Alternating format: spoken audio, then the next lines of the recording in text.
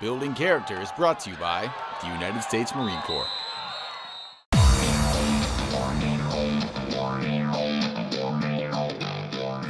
Cleveland volleyball player Gurpreet Gotra is the full package.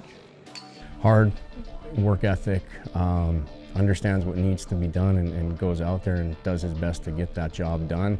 Coachable, I think is another thing that is more and more rare. Unfortunately, we have a lot of talented athletes out there, but some of them are definitely not very coachable.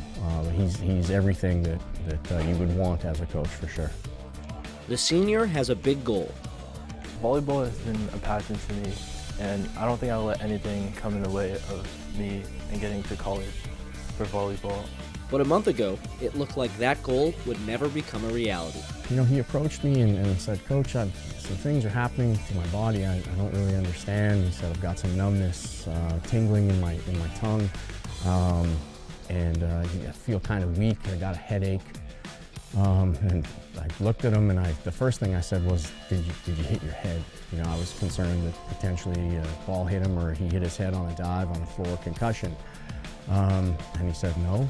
And I looked at him and I said, "You need to go to a doctor and you need to get that checked out." On March 1st, Gotra was diagnosed with Bell's palsy, a disease that causes paralysis in the face. Well, it's made my body feel weak on one side. It affected my left side, but it hasn't stopped me from coming to practice and giving my best.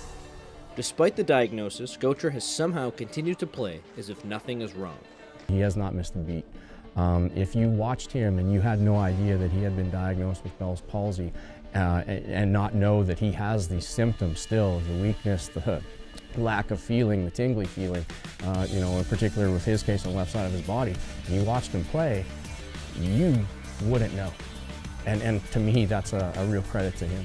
Gotra admits that he wouldn't be able to go through this ordeal alone. He has an excellent support system, and it starts with his coach. Very helpful. He's been a good inspiration, telling me to play college. He sees a lot of me, which I'm really proud of.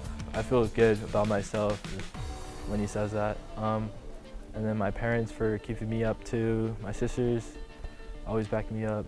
And my friends always there supporting me every day, every practice. Now back to college. Coach Laidlaw is doing everything he can to get Gotra noticed.